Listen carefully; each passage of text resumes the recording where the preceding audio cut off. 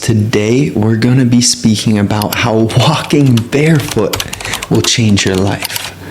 Yeah, really? How? So let's look at this. Let's set the foundation clearly, yeah? Right?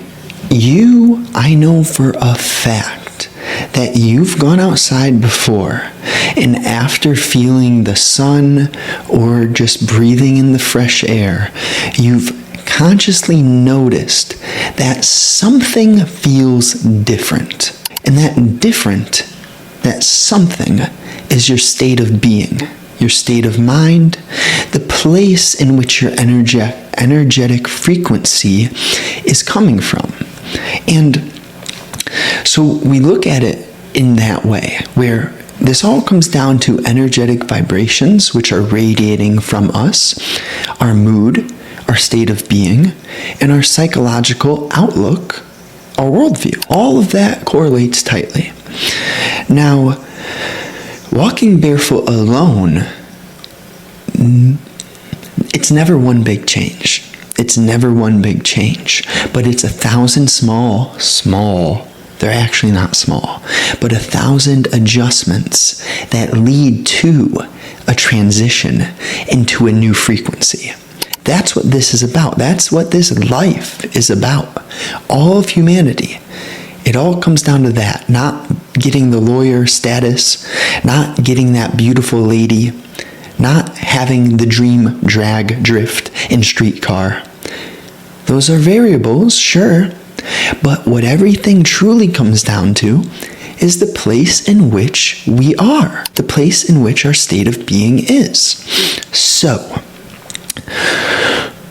what walking barefoot does is directly lower our bodily inflammation.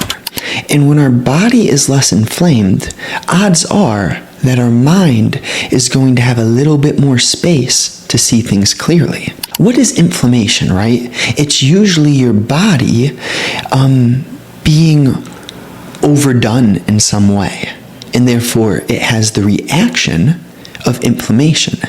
Inflammation is not bad. Inflammation is your body being wise, because your body, spirit, mind, it's all in symbiosis. And when your body creates a form of disease or any inflammation, that is actually the intelligence of wisdom, the creator, of God, of the universe, working through you.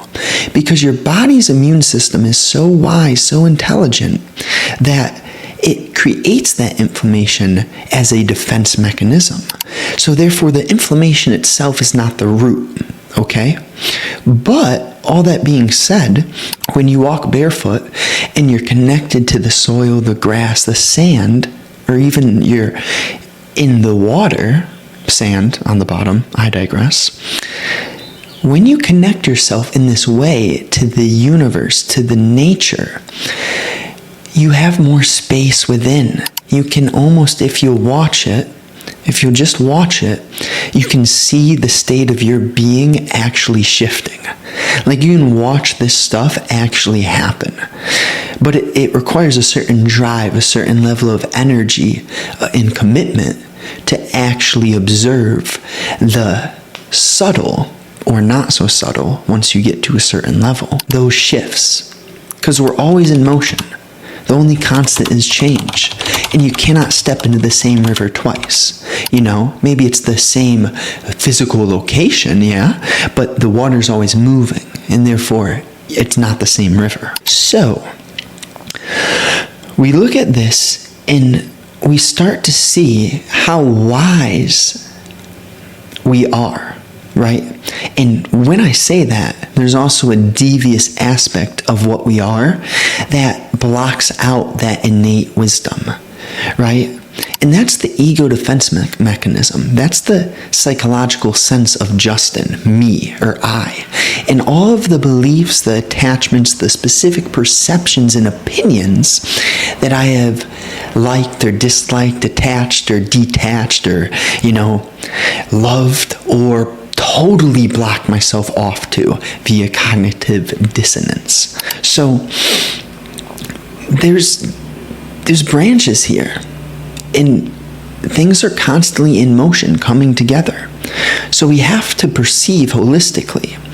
And it will never be that, oh, step outside and don't change anything else. Walk barefoot and everything. It might be the seed that starts to get you in motion. Because when we're living in hell, we are stagnant. Hell is being stuck in the valley of egotistical emotion and thought. Like, that's really what hell is. Now, I'm not attacking you. Whether you believe we actually go to some place below or above, that's all for you. But you'll get to a certain point, inevitably, where you realize that, okay, if all we are is energy and we're constantly radiating a magnetic vibration, you'll inevitably get to a point where you start to see everything that drains you from your core, right? So let's say you're a battery, and batteries get charged, batteries get drained. And when we look at you, your battery is energy. Same with me. Our battery is energy.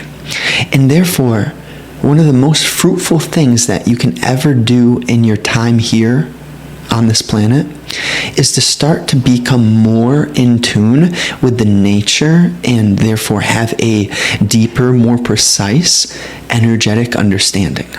Seeing clearly the fluctuations, the vibrations, feeling them, being open to them within your own relationship with yourself, your emotions, your thoughts, but also your interactions and your behavior in relationship to other beings, right? So if you're a battery, we see energy's the core, right? And then we look at the nature of energy, and the question naturally will arise, where am I wasting energy? Where are the most common and evident places in which my fuel source, my core, is being squandered or used inefficiently, right? And now you answer that question. So I'll answer the question for you. Sometimes I'll do that. And really, it comes down to a few pillars. See, I'm not going to label specific actions because I don't feel like attacking anyone. Like, if you're honest, if you're committed, you'll naturally understand what pillars lead to what specifics in your life. So therefore, I don't have to get too specific. But when you're over-consuming, whether it's food or whatever substance, overconsumption, numbing, which has an essence of avoidance or suppression. So whether it be a defense mechanism psychologically, where something is said to you and you immediately rationalize it or justify it without actually taking any time at all to truly just sit with what you just heard, that's a sign of a wasting of energy. If you're just continuously justifying, rationalizing in your relationship with others, in the conversations you have, someone says something, you rationalize, you justify. Now, there's many aspects here, right? Because I'm clearly speaking to you gently. Like, I'm doing this naturally, but through intention, through understanding. But point is, some people are not going to speak to you as gently as I am, right? And therefore, they're going to increase the likelihood that your ego defense mechanism psychologically rationalizes, suppresses, avoids, etc. So that being said, it might be easier, and that's why I'm so drawn to do the podcast, the YouTube, share what's on my heart, because I know that there's something that I'm meant to share, and maybe it's the way of sharing, right? Maybe it's a new style of understanding oneself, and therefore that energetic vibration, which is within me, radiates. And it might make it easier for you to get through the sludge, the part of you, the ego, the sense of self, the me, the I, which blocks off your capacity, your connection to abundance, intelligence, wisdom, the river of life. All those words I'm using interchangeably. So, right, how about this? How about after this video, potentially, a couple options, right? You could simply go outside for 5 minutes after this video, and whether your phone's in your pocket or inside, just don't use the phone. You just walk, get a little, move, wiggle, get the hips loose, move. Let yourself get loose. Do that for 5 minutes. Observe your state of being. And, if you want to reply, let me know the results or the outcome or what you observed. I'd like to hear it. But the bottom line is that it's never going to be one big change, and it will always be thousands of adjustments that lead to a more alignment. That's not a good phrase. Thousands of adjustments which lead to you becoming more aligned, more in balance, more in tune, more connected. And therefore, through all of that, you'll have a smoother and more sensitive ability to notice and observe energy. As your understanding of energy raises in quality, you'll start to become more aware of the ways in which you are your own worst enemy or nemesis. And as you as you seriously play the game. So game implies not serious, but serious implies commitment in a way. So I'm saying that the game is observing your moment-to-moment emotions and thinking and reactions, right? But where it must stay a game is if you notice the reactions, you're winning. Don't trick yourself into judging yourself for noticing your own movements. The judgment of your movements is the ego coming back in and obstructing the game. The game can only be done when the ego has become irrelevant, the sense of self, the me. When you have forgotten in that moment about the sense of self, then you're playing the game. And you cannot to play the game, we have to bring this gentle, natural flow into it, where just because you notice something, your initial reaction might be to judge what you noticed, but that's not at all it. You're doing beautiful work just solely by noticing. So when you drop the judgment, naturally you'll get to the insight.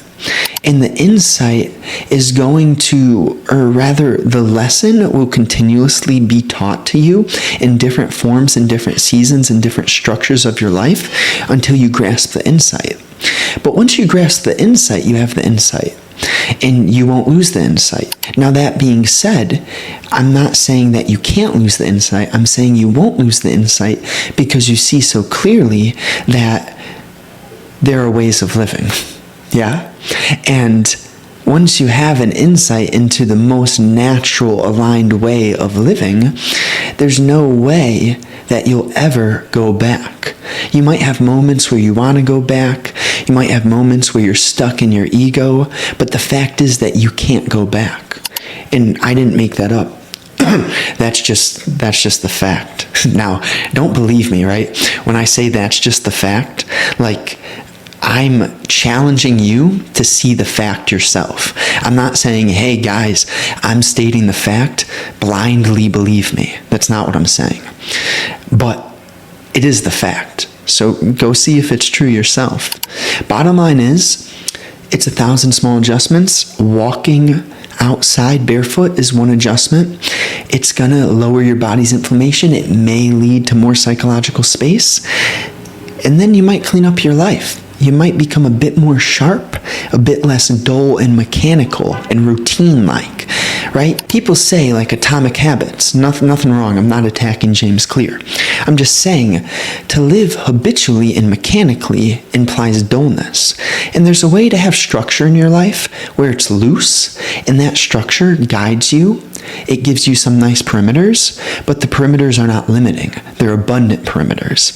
And the value in a loose structure is that it can be ever expansive. But habits, routine, they increase the likelihood that you may stagnate because you become mechanical. And the only way to truly be in hell is to be stuck in stagnation. I digress. That was pretty good. I think so. Nice. Okay. So, if you're on YouTube, let me know what was most valuable, please. Podcast, drop a rating, share it with a friend. Please, let's go. And free daily long-form writing. Subscribe in the description below. You'll also get a free 4-step video masterclass. Overcome stress, create confidence, become more aligned. I appreciate you. Truly do. I swear. Have a wonderful day. Let's go.